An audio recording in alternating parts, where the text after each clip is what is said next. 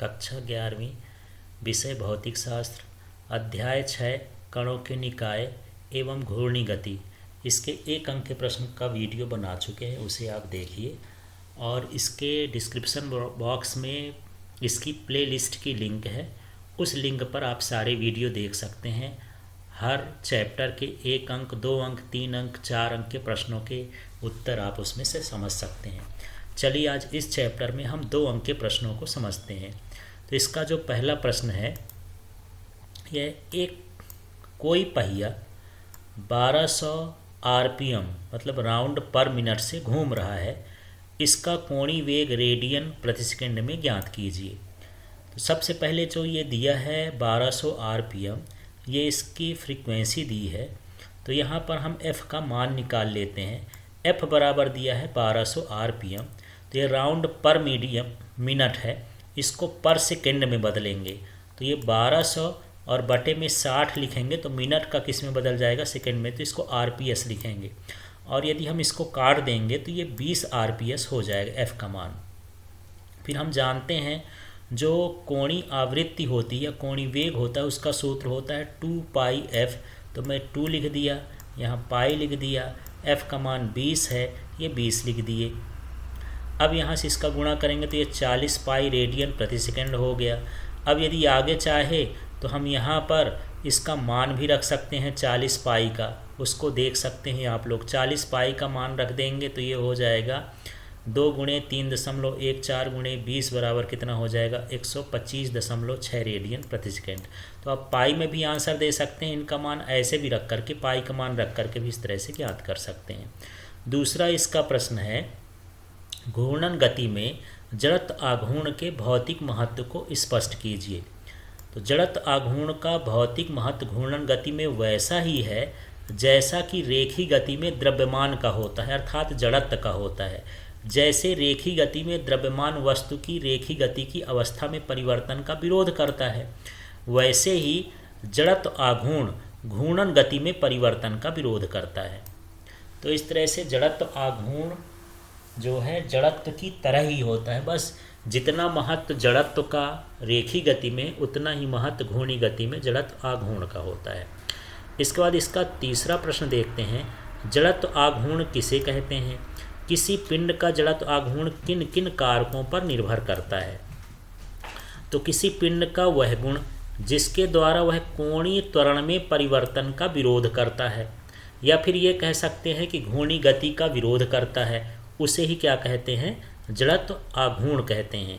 और जो इसका सूत्र होता है, ये होता है I बराबर सिग्मा MI RI² या सिग्मा MR², ये कह सकते हैं, MR² होता है। तो यह निम्न कारकों पर निर्भर करता है।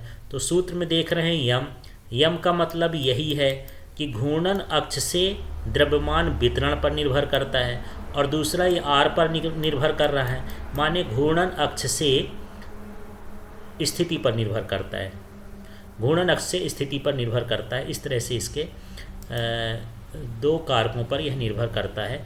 इसके बाद हम चौथा प्रश्न देख लेते हैं, किसी घूर्णक रोटर की 200 रेडियन प्रति सेकंड की एक समान कोणीय चाल बनाए रखने के लिए एक इंजन को 1800 न्यूटन मीटर का बल आघूर्ण प्रेषित करना आवश्यक है।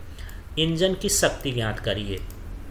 तो देखिए, हमको यहाँ पर जो दिया है ओमेगा का मान, अर्थात कोणीय वेग दे दिया है, कोणीय चाल। तो ये कोणीय चाल को हम लिख लिए 200 रेडियन प्रति सेकंड, क्वेश्चन से लिख लिए। इसके बाद ये जो 1800 न्यूटन मीटर दिया है, ये इसका क्या दिया है, आघूर्ण दिया है, बल आघूर्ण। तो बल आघूर्ण को किससे लिखते हैं, टाउ से। अब हमको निकालना है इंजन की शक्ति। तो इंजन की शक्ति P बराबर होता है tau into omega. Tau omega होता है, ये शक्ति का सूत्र होता है। तो टाउ का मान हम रख दिए यहाँ पर 180। फिर इसके बाद यहाँ पर ओमेगा का मान कितना है, 200। तो 200 रख दिए, इनका गुणा कर दिए, तो गुणा करने पर 36,000 वाट हो गया। यदि यहाँ से 1000 आप हटाना चाहते हैं तो इसको किलो में लिख सकते हैं, तो 36 किलो वाट। दोनों आंसर ठीक है, चाहे जैसा आप लिखना चाहें, वाट में या किलो वाट में। अब हम बात करते हैं 5वें प्रश्न की, जड़त्व तथा जड़त्व आघूर्ण में अंतर लिखना है। तो इसका महत्व स्थानांतरी गति में होता है जड़त्व का, या कह सकते हैं रेखीय गति में होता है, और ये जड़त्व आघूर्ण का इसका महत्व घूर्णी गति में है। यह पिंड के द्रव्यमान पर निर्भर करता है। यह घूर्णन अक्ष से पिंड के द्रव्यमान वितरण और उनकी स्थिति पर निर्भर करता है। यह नियत होता है, यह परिवर्तित हो सकता है। इसके बाद हम बात करते हैं छठवें प्रश्न की। तो छठवां प्रश्न है, कोणीय संवेग संरक्षण का नियम लिखिए तथा इसे सिद्ध करिए। चलिए अब इसका आंसर देखते हैं। कोणीय संवेग के संरक्षण का नियम है, यदि किसी पिंड पर बाह्य बल आघूर्ण आरोपित न किया जाए तो उसका कुल कोणीय संवेग नियत होता है। ये बिल्कुल रेखी संवेग जैसे है। रेखी संवेग में यहाँ पर केवल बल लिखते हैं, आघूर्ण नहीं लिखते हैं। तो उसमें रेखी संवेग संरक्षित रहता था, इसमें बल आघूर्ण न लगाया जाए तो उसका कोणीय संवेग संरक्षित रहता है। तो सीधा सीधा है, कोणीय संवेग का संरक्षण का नियम यह कहता है कि यदि किसी पिंड पर बाह्य बल आघूर्ण न लगाया जाए तो उसका कुल कोणीय संवेग नियत होता है। इसके बाद इसका निगमन देख लेते हैं। तो न्यूटन के गति के द्वितीय नियम से dl/dt बराबर टाउ होता है, अर्थात संवेग परिवर्तन की दर उस पर लगाए गए बल आघूर्ण के बराबर होती है। इस तरह से इसको हम घूर्णी गति में लिख सकते हैं। तो dl/dt इक्वल टू क्या हो गया, टाउ। अब कंडीशन है यदि टाउ बराबर 0 हो, क्योंकि प्रश्न में ही लिखा है कि बाह्य बल आघूर्ण न लगाया जाए, तो बल आघूर्ण का मान क्या ले लेंगे, 0 हो जाएगा। तो dl/dt बराबर यहाँ पर क्या लिख लिए हैं, 0। अब यहाँ पर यदि हम dt का गुणा करेंगे तो dl बराबर कितना हो जाएगा, 0 हो जाएगा। तो इस तरह से यहाँ dt का पक्षांतर कर देंगे तो dt इधर चला जाएगा तो 0 हो जाएगा, dl बराबर 0 हो गया। dl का मतलब है संवेग में परिवर्तन, तो संवेग में परिवर्तन का मान 0 है, अर्थात यहाँ पर संवेग जो है, कोणीय संवेग क्या है, नियत है। इस तरह से हमको करना है इसको। अगला क्वेश्चन देख लेते हैं। 7वां प्रश्न है, कोणीय वेग एवं रेखी वेग में संबंध स्थापित करिए। तो सबसे पहले यहाँ पर ये क्वेश्चन के हिसाब से हेडिंग बना लेना है, फिर ये चित्र बना लेना है। चित्र में हम पर यहाँ देख रहे हैं कि इसमें जो इस वृत्ताकार मार्ग की त्रिज्या है वो r है, यहाँ पर जो इसका रेखी विस्थापन है यस है, और जो इसका कोणीय विस्थापन है वो क्या है, थीटा है।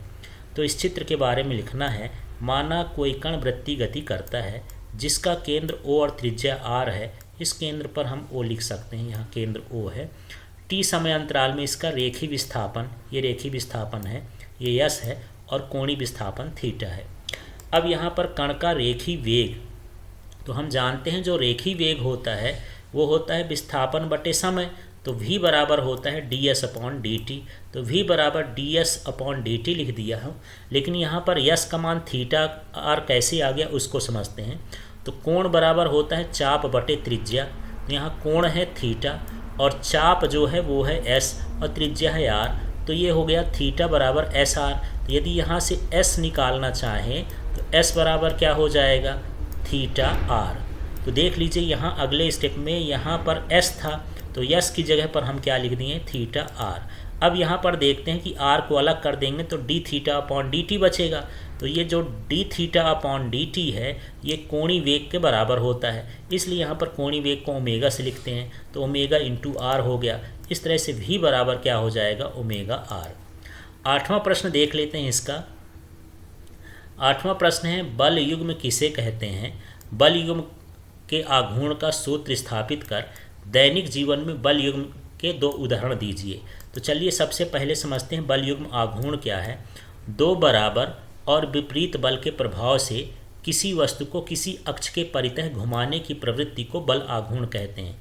जैसे आप हथेलियों के बीच में एक पेन को रख करके यदि हाथ को आगे पीछे चलाएंगे तो पेन घूमने लगती है, तो दोनों हथेलियाँ ये समझ लीजिए कि दोनों बराबर और विपरीत बल लगा रहे हैं किसी वस्तु में, तो वह वस्तु क्या होने लगती है, घूमने लगती है। तो यहाँ पर ये बलों का जोड़ा है, इसलिए हम इसको बोलते हैं बल युग्म, और ये घुमाने का काम करता है इसलिए इसको बोलते हैं बल युग्म आघूर्ण। तो चलिए इसी कंडीशन का ये हम चित्र बनाए हुए हैं कि मान लीजिए एक अक्ष है और इसके परितः किसी इस डंडे को घुमाना है, तो एक बल इसमें इधर की ओर लगाना पड़ेगा और एक बल इसमें इधर की ओर लगाना पड़ेगा। तो ये दोनों बल बराबर और कैसे होने चाहिए, विपरीत होना चाहिए। तो इस तरह से यहाँ पर हम चित्र बना लेंगे और ये घूमने की दिशा है अक्ष के परितः, अक्ष में जिसके सहारे वो घूम रहा है। तो यहाँ सूत्र होता है बल आघूर्ण बराबर बल गुणे अक्ष से क्रिया रेखा की लंबवत दूरी। तो यहाँ पर बल कितना लग रहा है, F। बल आघूर्ण को लिखते हैं टाउ से, तो टाउ लिख लिए। बल को लिखते हैं एफ से, तो एफ लिख लिए। और यहाँ पर क्रिया लेखा की लंबवत दूरी जो होती है तो ये लिखा है थीटा। थीटा के सामने का जो लाइन होती है वह लंब कहलाती है, तो यहाँ लंब क्या कहलाया, बी सी, इसलिए यहाँ बी सी लिख दिए। अब यहाँ बी सी का मान रखना है, तो ये त्रिभुज ए बी सी बन रहा है, तो त्रिभुज ए बी सी में हम साइन थीटा निकाल लेंगे। तो साइन थीटा बराबर होता है लंब बटे कर्ण।